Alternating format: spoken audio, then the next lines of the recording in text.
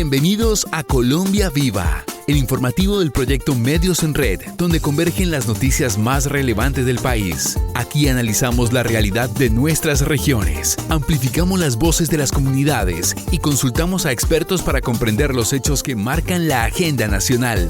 Aquí comienza Colombia Viva.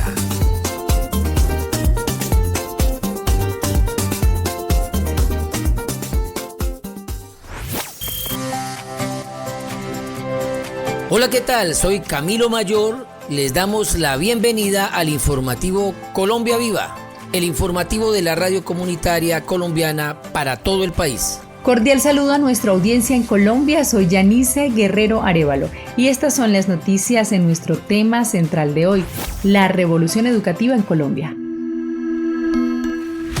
Actualidad, comunidad y verdad. Aquí las noticias que conectan realidades. Estos son los titulares en el informativo Colombia Viva.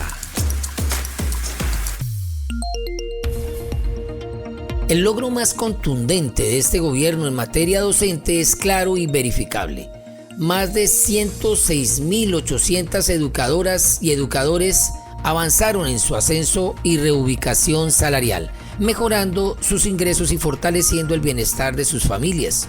En 2024, más de 80.500 maestras y maestros aprobaron el proceso de evaluación de ascenso y reubicación salarial. Y en el proceso 2025-2026, más de 26.300 docentes adicionales también lo lograron, abriendo nuevas oportunidades de crecimiento profesional y reconocimiento laboral. Del mismo modo, el relevo generacional del magisterio colombiano avanza con fuerza. Durante este gobierno se dio la bienvenida a 8.694 nuevos docentes y directivos docentes en 48 entidades territoriales certificadas de todo el país, reafirmando que fortalecer el magisterio también implica dignificar la labor de quienes eligen la enseñanza como proyecto de vida. En el Bajo Putumayo hay niñas y niños que están construyendo identidad y aprendiendo a hablar dos idiomas, español y la lengua que sus abuelos pensaron que se iba a perder. El Ministerio de Educación Nacional logró en 3 años un resultado histórico en el segundo ciclo de educación inicial, al sembrar en los primeros años de vida las condiciones para que todas las niñas y los niños en Colombia disfruten del derecho a la educación desde su primera infancia. Durante estos 3 años, Colombia pasó de tener 637 sedes con prejardín y jardín concentradas en apenas 40 municipios a contar hoy con 5.235 sedes en 680 municipios de todo el territorio nacional, siendo la expansión más grande que el país haya registrado en este nivel educativo. La ampliación en prejardín y jardín se ha presentado en las 97 entidades territoriales certificadas en Colombia, con una matrícula a cierre de 2025 de 128. El cambio no solo es numérico, es también geográfico, cultural y pedagógico. La educación inicial llegó a la Amazonía, la Orinoquía, el Caribe, el Pacífico y la región andina, y en muchos de estos territorios llegó por primera vez con prejardín y jardín.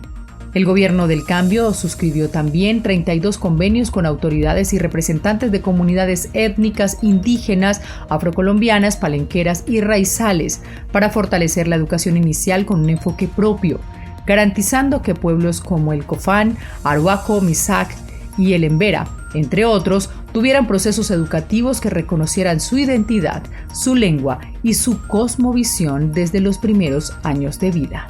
Colombia vive hoy una transformación histórica en el acceso a la educación superior. Más de 939.000 estudiantes de universidades públicas del país no pagan matrícula gracias a la política de gratuidad impulsada por el gobierno nacional, lo que representa el 97% de todos los estudiantes de pregrado del sistema universitario público.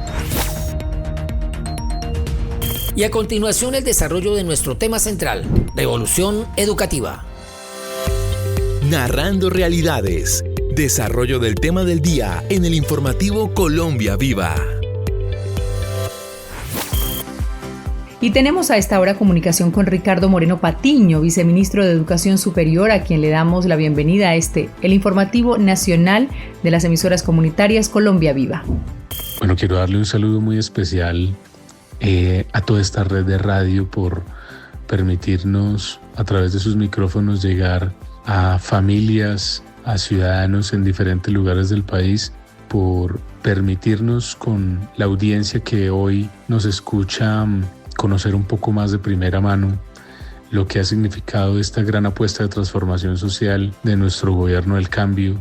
Usted es hijo de la educación pública, conoce el sistema, se siente orgulloso de él y queremos aprovechar eso para leer este dato. Más de 939.000 estudiantes de universidades públicas del país no pagan matrícula gracias a la política de gratuidad impulsada por el gobierno nacional. Esto representa el 97% de todos los estudiantes de pregrado del sistema universitario público. Esto hace parte de un conjunto de herramientas para lograr la realidad de la educación en diferentes regiones, señor viceministro. Y por eso estamos tan orgullosos de las políticas que hemos implementado hasta la fecha para garantizar no solamente el acceso a la educación superior, sino al derecho a la educación superior pública en Colombia. Y lo hemos hecho a través de un conjunto de políticas que han sido muy importantes para lograr esa realidad con condiciones dignas. En términos primero presupuestales, dado que este ha sido el gobierno que en cifras reales, en peso sobre peso, ha puesto más inversión en la educación superior en toda la historia. Hoy ya hemos superado los 13 billones de pesos, destinados a la educación superior en el año 2026, de los cuales más de 4 billones hacen parte de un cambio del modelo para lograr que la educación universitaria, la educación superior pueda llegar a diferentes regiones. Señor viceministro, lograr esas cifras solo se pueden dar con bases presupuestales para garantizar el acceso a la educación superior. Hoy también estamos haciéndolo a través de una política de gratuidad de la educación superior pública que tiene más de 900.000 beneficiarios, que significan el 97% de todos los jóvenes que están en la educación pública en Colombia, que ya no pagan ni un peso. Cuando yo estuve en la universidad tuve que pagarlo. Hoy ya los jóvenes no tienen que pagar matrículas. Hasta hace apenas 5 o 6 años los jóvenes tenían aún que pagar matrícula. Y hemos hecho un cambio en esa política de gratuidad para lograr cubrir a la mayor cantidad y además poner esos recursos dentro de las instituciones de manera permanente. ¿Eso qué significa? Que para el año 2026, 3.2 billones de pesos adicionales están dentro del funcionamiento de las universidades para garantizar que esta política quede de manera permanente. Hoy podríamos decir que existe un registro de 5 millones de estudiantes, es decir, un 60% de cobertura. Es que sin duda estudiar educación superior no es un privilegio, hoy es un derecho. Para lograrlo, lo mencionábamos antes, se requiere un conjunto de elementos y se hace necesario que uno de ellos sea la inversión en infraestructura educativa. Hoy ya estamos llegando a los 2 billones, casi 2 billones de pesos destinados para construir infraestructura educativa. Son cientos de miles de millones de pesos. 2 billones es una cifra realmente astronómica y sin antecedentes que ha permitido construir sedes universitarias en regiones apartadas, llevar estas oportunidades con sedes que en este momento o se han entregado, como por ejemplo la sede de Suárez en el Cauca, como por ejemplo también las sedes que hemos entregado en Santander con la Universidad Industrial de Santander, las sedes modulares que ya empiezan a entregarse también por ejemplo en el Catatumbo, una región que nunca había tenido una sede universitaria. Esa política de infraestructura hoy está desarrollándose en todo el país con esta inversión tan importante. ¿Cuál es el cambio, el ajuste del modelo que se venía trabajando para permitir que hoy las instituciones no solo tengan los recursos, sino que se garantice que lleguen a los territorios apartados? Uno de los más importantes y más queridos hoy en Colombia es educación superior en tu colegio,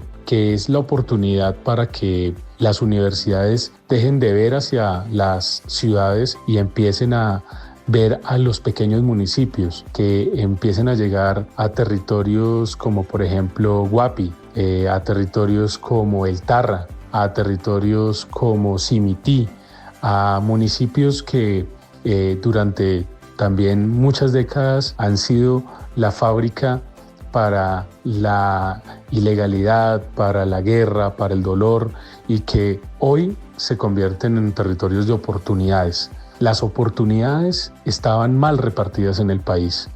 Lo que teníamos eran grandes capacidades que solamente premiaban a algunos pocos jóvenes que tenían resultados excepcionales en sus pruebas académicas. Hoy, jóvenes pueden transitar directamente a la educación superior gracias a educación superior en tu colegio. Es directamente en el colegio que los estudiantes ya pueden ingresar haciendo uso de esos espacios educativos. Muchos de los jóvenes se quedan en el grado 9º, 10º, quizá algunos terminan 11, pero pierden su camino educativo. Territorios que por años fueron epicentros de conflicto, ruralidad dispersa, zonas de frontera. ¿Podríamos decir que hoy la educación superior es realidad para ellos? Hablemos de esos programas. Por eso también creamos el programa de tránsito inmediato a la educación superior, que toma aquellos municipios afectados también por el conflicto, donde hay menores indicadores de ingreso a la educación superior, y allí estamos llevando a las universidades para que fortalezcan los conocimientos en áreas como las matemáticas, el lenguaje, pero también que empiecen a tomar cursos de educación superior. Este programa está garantizado también para continuar más allá de la finalización de nuestro periodo de gobierno, y que también le permite a muchos territorios, de manera conjunta con el Viceministerio de Básica, garantizar la educación media. Allí se nos estaban perdiendo cientos o miles de jóvenes que no veían la oportunidad de continuar sus estudios del grado 10º y 11. Hoy, gracias a los sistemas de educación media, hemos llevado la educación a esos colegios que no tenían el bachillerato completo, y también pues les estamos llevando a la universidad para que puedan transitar. ¿Podemos hablar también que dentro de estos logros se han creado universidades con sentido propio? Este es el caso de la Universidad de los Pueblos Pastos y Quillacingas, por ejemplo, que es una universidad creada durante este gobierno, que hoy nace como una nueva institución que recoge el saber y el conocimiento de los mayores de los pueblos indígenas del sur, de la región del Nariño, y que durante muchos años habían peleado por tener una universidad propia, y ya tienen en este momento las condiciones de calidad y las condiciones financieras para tener su universidad. Y lo está logrando en este momento también la Universidad Misak, del pueblo Misak, allí en el Cauca, así como lo logró en su momento la Universidad Huaín, que es la intercultural indígena del Cauca. Y este es un sueño que se está creando también en otros territorios que ya han visto este ejemplo y que se les ha apoyado con los recursos necesarios para que tengan la oportunidad de crear sus programas y sus instituciones propias. Esto en el reconocimiento del derecho constitucional, de la autodeterminación de los pueblos, de la diversidad cultural que tienen nuestros pueblos, y que se suman a toda esa oferta que las universidades convencionales y que las grandes universidades de Colombia, como la Universidad Nacional, la Universidad de Antioquia, la Universidad del Valle, la Universidad del Atlántico y otras más, vienen cumpliendo desde su deber público. Unir política de gratuidad con un fortalecimiento financiero y nuevas infraestructuras son acciones que se le están dejando a Colombia. Pero, ¿qué se espera, señor viceministro Moreno? El cambio está en el conocimiento. El uso del conocimiento es el que permite que la tierra se convierta en tierra fértil. El conocimiento hace que los sistemas ecológicos se puedan cuidar. El conocimiento permite que las empresas puedan ser más eficientes. El conocimiento permite que la creatividad humana a través de las artes tenga todo su potencial. Es el conocimiento el que permite que una sociedad viva en paz. Y es también la ausencia del conocimiento, la ausencia de oportunidades en educación, las que llevan a que la guerra y la ilegalidad se perpetúe en un país. Sobre esto existen ejemplos, países que han transformado su historia gracias a la educación. Gracias, señor viceministro Ricardo Moreno Patiño, por estos minutos. Sin duda, los 347.000 nuevos estudiantes dentro del sistema público son juventudes que se le están quitando la guerra y que le están apostando al desarrollo del país.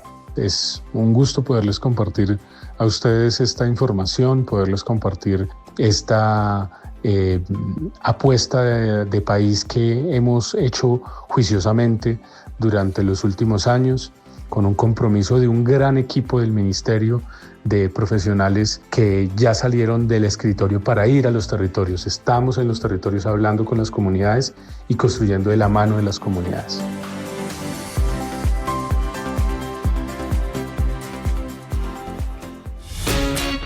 Voces, percepciones, opiniones, testimonios en Colombia Viva.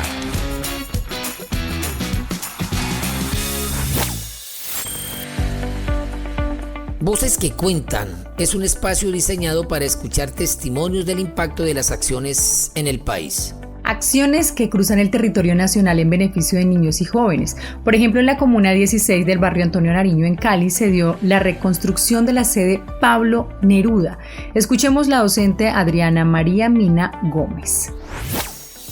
El impacto no solamente físico, porque los chicos vienen con más alegría, se presentan acorde a lo que ven, hablan con mucho amor y el sentido de pertenencia se ha arraigado mucho más solamente con una obra. Jairo Figueroa, representante indígena del resguardo Cananguchal, habló sobre la nueva aula modular para garantizar educación a los niños con pertinencia cultural y adaptación al entorno amazónico. En esta parte, pues el gobierno que apoya en esta parte de la educación es la formación de los niños que hemos recibido, es mejor, es la calidad de la educación para los niños, porque es una zona muy alejada y eso no es fácil para tener en esta aula, así como está ahora estamos recibiendo. Estamos sintiendo muy contentos por esta parte de la educación. El Ministerio de Educación también entregó en Nariño nuevas obras que benefician a más de 1.000 estudiantes. Escuchemos a la líder estudiantil Xiomara Leighton Betancourt. Al ver esta obra no solo veo unos muros, sino que observo que hay más espacios para que nosotros nos formemos, aprendamos, generemos proyectos y también podamos compartir con nuestros compañeros, nuestros docentes, mejorar las metodologías y la pedagogía. Estas acciones dejan en evidencia que el camino educativo es la mejor elección. Escuchemos al ministro de Educación, Daniel Rojas. Y cuando bajamos el rezago educativo, el bajo logro escolar y en alfabetismo, estamos diciendo que estamos siendo exitosos en una política que es de las consentidas dentro del Ministerio de Educación Nacional, que se llama CINES, que son los sistemas de integración de la educación media con la educación superior. No hay duda que la revolución educativa se tomó Colombia y estas cifras lo demuestran.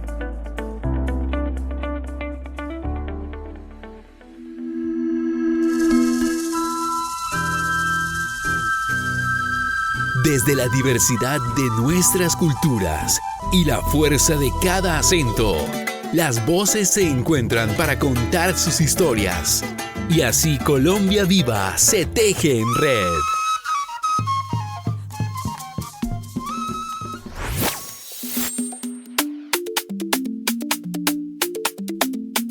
Ahora damos paso a nuestros compañeros en las emisoras comunitarias del país en el desarrollo de la agenda regional de nuestro informativo Colombia Viva.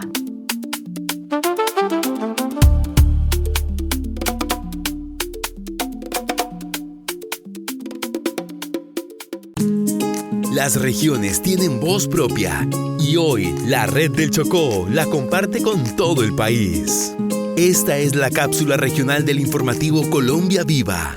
Hoy ponemos la mirada en la revolución educativa y la reforma a la Ley 30. Un debate fundamental para el futuro de la educación superior. Historias, voces y perspectivas para comprender su impacto en las comunidades. La Red del Chocó nos conecta.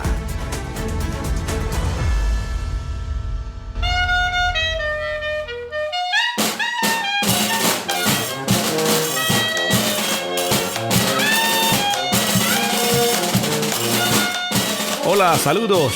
Gracias compañeros de nuestra central de emisión. Recibimos la señal aquí en nuestro hermoso departamento del Chocó. Soy Juber Moreno Ayala y damos la bienvenida a toda la audiencia del informativo Colombia Viva, el informativo de la radio comunitaria colombiana. Ahora desde los territorios para todo el país. Claro que sí, saludo cordial a toda nuestra audiencia en Colombia, en especial a la comunidad chocuana. Soy Sol Yadira Palacios Mosquera. Démosle comienzo a nuestra cápsula regional del informativo Colombia Viva, en el que trataremos temas que no escucharán en otros medios. Así se mueve la actualidad en nuestras comunidades. Comienza la ronda de noticias de las regiones, narrando nuestras realidades. Avanzan en el Chocó los foros educativos que definirán el rumbo de la educación hasta 2035. Estas jornadas tienen como propósito promover la participación ciudadana en la garantía del derecho a la educación, además de socializar las rutas estratégicas del Cuarto Plan Nacional Decenal de Educación 2026-2035, instrumento que orientará las políticas educativas del país durante los próximos 10 años. Durante esta vigencia, las discusiones se concentran en dos rutas priorizadas en el Cuarto Plan Nacional Decenal de Educación. La Ruta 9 busca fortalecer la participación de la comunidad educativa en la toma de decisiones, promoviendo la ciudadanía, la veeduría y el control social como herramientas que contribuyan a la transparencia y a una mejor gestión pública. Por su parte, la Ruta 10 propone impulsar currículos construidos desde los territorios, reconociendo los saberes locales y la diversidad de conocimientos presentes en las comunidades. Además, promueve la autonomía institucional, los enfoques interdisciplinarios, las pedagogías basadas en proyectos y los aprendizajes contextualizados. Estas estrategias apuntan a consolidar una educación más participativa, pertinente y articulada con las realidades y necesidades de los territorios, permitiendo que las comunidades tengan un papel más activo en la construcción de su propio modelo educativo.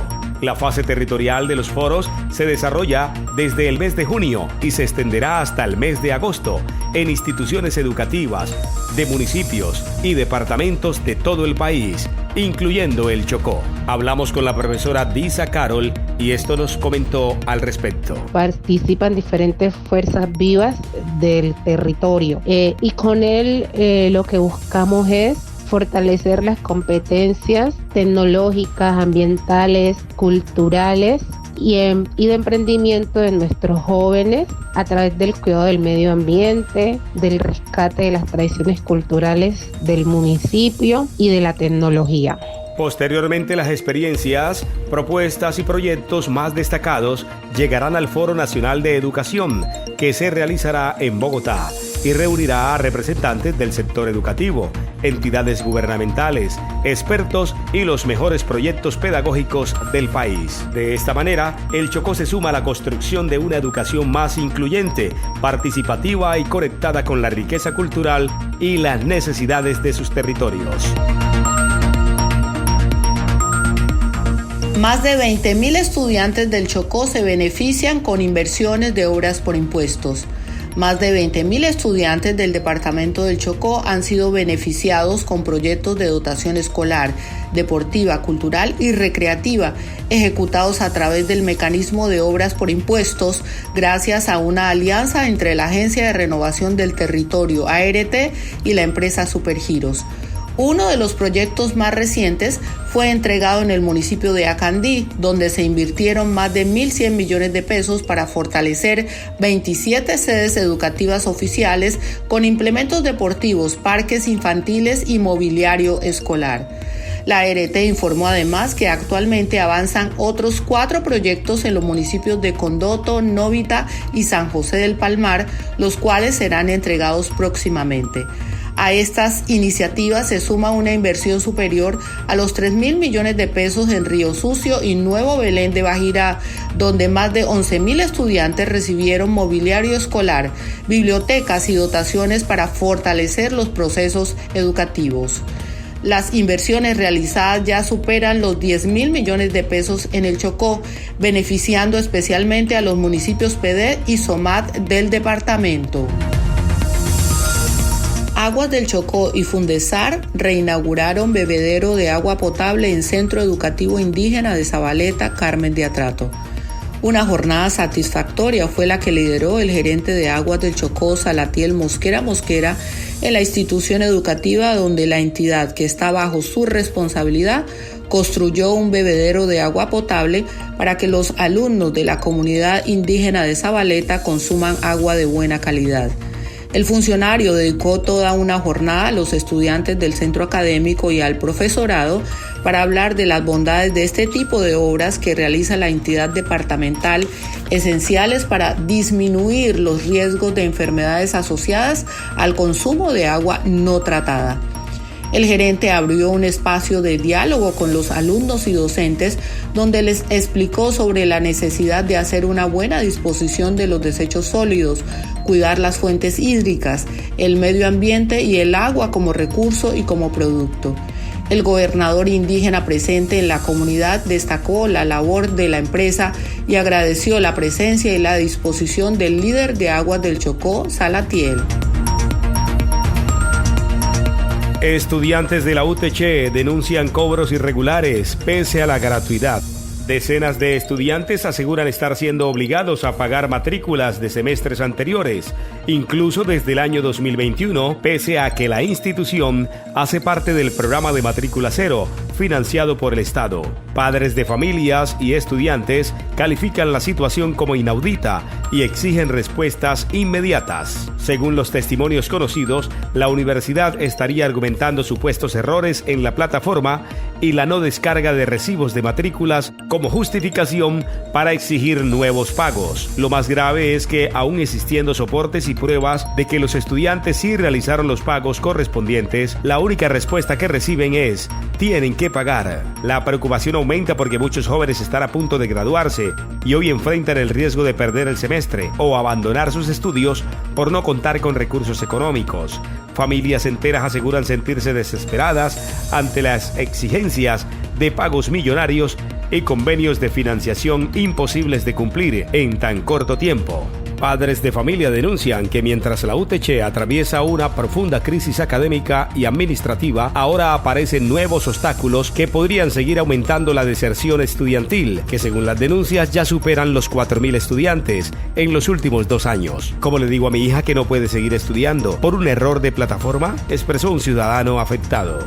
El profesor Reinaldo Cuesta Borja explica sobre la situación que se presenta. Respecto de las denuncias relacionadas con un supuesto cobro de matrícula de manera irregular en la Universidad Tecnológica del Chocó, yo quiero hacer las siguientes precisiones. En primer lugar, el periodo al que hacemos referencia es el periodo académico 2025-2, cuyas matrículas ordinarias se desarrollaron entre el 25 de noviembre y el 13 de diciembre del año 2025.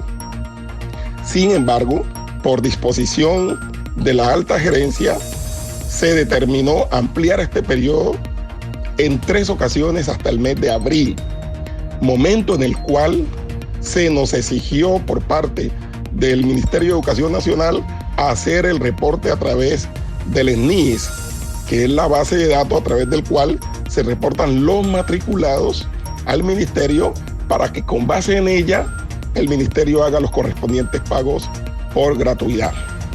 Segundo, la política de gratuidad debe ser concomitante, debe ser concordante con las fechas establecidas dentro del calendario académico. Todas las personas que no lograron matricularse hasta ese momento, pues claramente el gobierno nacional no los va a incluir en la política de gratuidad, porque la política también establece con claridad de que las matrículas deben hacerse de manera ordinaria en las instituciones. Luego entonces lo que corresponde a quienes no acudieron a ese llamado, a que si desean seguir estudiando en la institución, pues deben asumir los costos de su matrícula.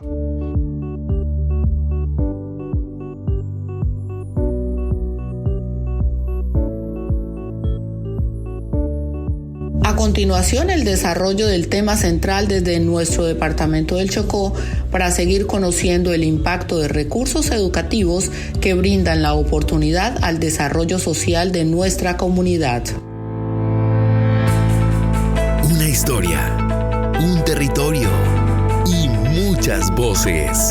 Escuchemos la crónica o reportaje regional de esta semana. Colombia Viva.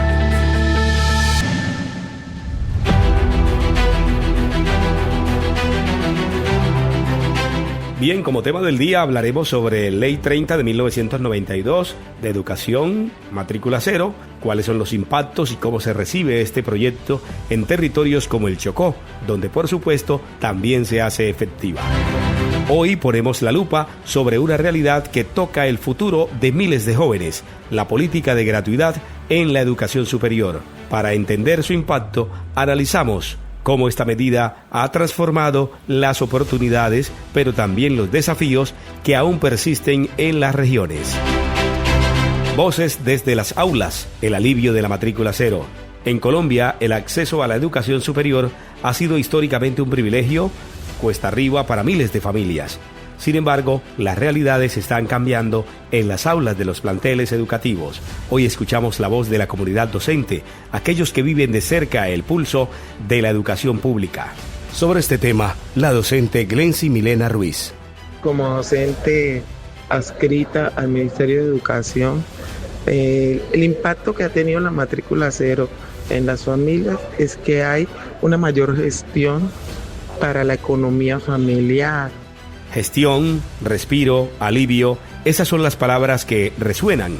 La economía del hogar ya no se ve asfixiada por el peso de una matrícula que antes parecía inalcanzable, pero el beneficio va más allá de los números en un papel. Se trata de una apertura real a las oportunidades. También hay más acceso a la educación, a los planteles educativos como tal, porque la gente entra con mayor libertad de que no tiene que comprar otras cosas o otros implementos educativos para poder acceder a la educación, o que esta va a ser un costo más dentro de la canasta familiar. Libertad, una palabra poderosa cuando se habla de estudiar. La libertad de saber que la educación ya no es una carga pesada dentro de la canasta familiar, sino un derecho accesible.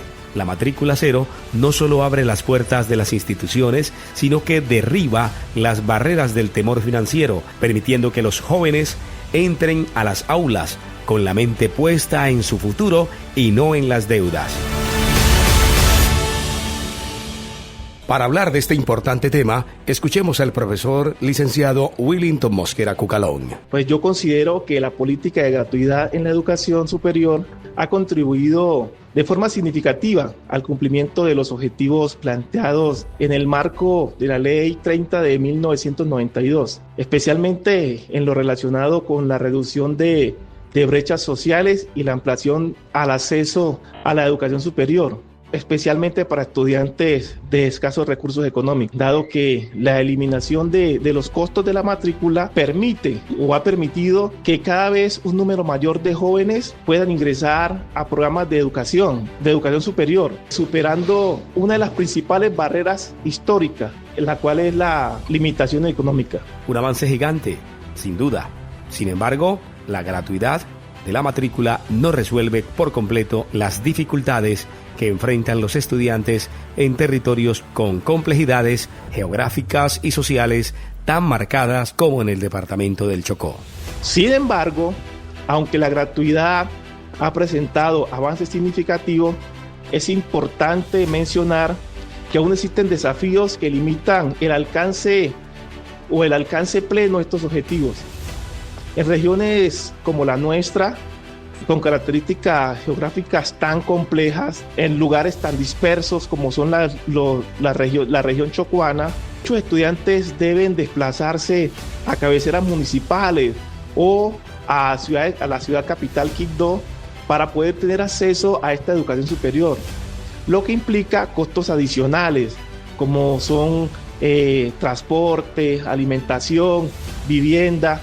Estas condiciones terminan convirtiéndose en un nuevo obstáculo para que los jóvenes puedan culminar sus estudios de manera exitosa. A esto se le suma la alternativa de la virtualidad, que en el papel suena ideal, pero que al chocar con la realidad del territorio muestra profundas fracturas. El profesor licenciado Willington Mosquera Cucalón también agregó lo siguiente. Asimismo, si vemos la educación virtual, vemos que estas comunidades, muchas de ellas tienen dificultades relacionadas con la conectividad y la disponibilidad de recursos tecnológicos. Muchos estudiantes viven en zonas donde el acceso a internet es limitado o inexistente muchas veces y no cuentan con equipos de cómputos adecuados para desarrollar sus actividades académicas, lo que trae como consecuencia que aunque la matrícula sea gratuita, estos obstáculos aún persisten. Al final del día, la gratuidad es un paso fundamental y efectivo para abrir las puertas de la universidad. Pero para que la equidad sea real, el aula vacía o la pantalla apagada no se recuerdan que falta camino por recorrer. Consideraría que la política de gratuidad ha sido efectiva, sí, para ampliar la cobertura y reducir desigualdades en el acceso a la educación superior, pero requiere ser complementada con estrategias integrales de apoyo económico. Esto generaría bienestar estudiantil y ojalá se pudiera mejorar la infraestructura en cuanto a tecnología y la conectividad, lo que fortalecería de alguna manera o ayudaría la educación en estos territorios. El talento en las regiones está listo. Ahora corresponde garantizar que las condiciones también lo estén. Para muchos, la educación superior es el camino trazado hacia un futuro mejor. Para Yasmín Waldo Sánchez también lo es. Estudiar contaduría o cualquier otra carrera profesional significaba dedicación de tiempo, mientras también se trabaja y se atiende a la familia. Pero los caminos de la vida cambian cuando menos se espera. Un día, una invitación golpeó a su puerta. La oportunidad de acceder al programa de matrícula cero llegó. Yasmín no lo pensó dos veces. Entró a estudiar. Desde mi punto de vista, la matrícula cero me ha beneficiado muchísimo. Porque yo antes pensaba, quiero hacer una carrera, pero yo pensaba el valor. Si yo escogía administración o cogía una, lo que fuera, o vale más de 2 millones, eso me daría duro. Pero cuando llega la matrícula cero a mi vida, que me invitaron y entré a estudiar, esto me ha servido a mí económicamente muchísimo. Me ha ahorrado la matrícula, pero me ha tocado pues, que los materiales, que el transporte, que la comida. Me tocó hasta buscar un portátil porque yo estudio virtual. Pero ahí vamos, me ahorré eso, pero ahí vamos. El alivio financiero fue inmenso, pero el esfuerzo no desapareció. Estudiar bajo la modalidad virtual trajo consigo nuevos retos cotidianos. El subsidio cubría el valor de la academia, pero el día a día seguía cobrando su factura. Me ha tocado pues, que los materiales, que el transporte, que la comida. Me tocó hasta buscar un portátil porque yo estudio virtual. Pero ahí vamos, me ahorré eso, pero ahí vamos. Yo estoy feliz. Yasmín está feliz. Sí, camina con paso firme hacia su meta. Sin embargo, en el horizonte del país se avecinan vientos de cambio. Un nuevo mandato, un nuevo poder político está por asumir las riendas. Y con la política llega la incertidumbre. ¿Qué pasará con los programas sociales? ¿Qué pasará con su matrícula cero? Me preocupa que no pueda terminar la carrera con la matrícula cero, porque ahora viene un nuevo mandato, un nuevo poder, y si entra otra persona que no va a seguir esa línea, entonces me tocaría pagar. Me tocaría pagar 2 semestres más. En esos 2 semestres se van como 8 millones más o menos, entonces eso me preocupa a mí. 8 millones de pesos, una cifra que separa a Yasmín de su título profesional si el beneficio desaparece. La fragilidad de los sueños que dependen de un hilo político es la realidad de miles de estudiantes que, como ella, hoy contienen el aliento, a pesar del temor de tener que costear un año más con recursos que no tienen. El anhelo de superación de Yasmín se mantiene intacto. Ella solo pide una cosa, la certeza de poder llegar a la meta. Quiero terminar mi carrera, graduarme y seguir con la matrícula cero. En conclusión, la política de gratuidad funciona y ha sido efectiva para ampliar la cobertura. Sí, pero si queremos una igualdad de oportunidades reales, esta medida debe venir acompañada de estrategias integrales. Necesitamos apoyo económico para el bienestar estudiantil, mejoras urgentes en infraestructura tecnológica y conectividad real. Solo así fortalecemos la educación en los territorios más apartados, donde el talento sobra, pero las oportunidades aún faltan.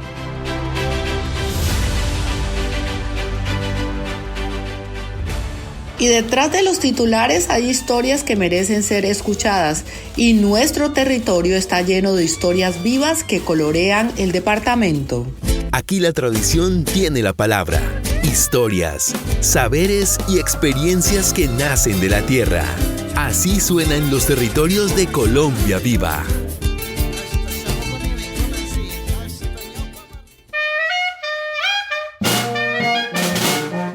Chocó, voces y tesoros de un territorio vivo, narrado por trabajadoras y trabajadores de la región.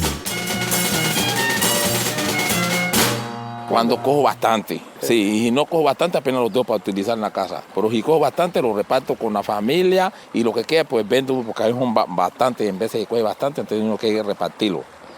Y si no me toca venderlo porque la gente dice véndame o ese, regala, entonces le toca a uno hacer eso. Muchos camarones, guacuco y otros pescados, sábalo, rabicolorá, sabaleta, así, que son los que más uno pesca allá en ese río. Y en este ya acá uno pesca más que todo el camarón así en los mansos, ya entendió, con esta res. Esta apenas lo utiliza uno para coger los camarones en esta acá. Los territorios en el Chocó están cerca de un río o al mar.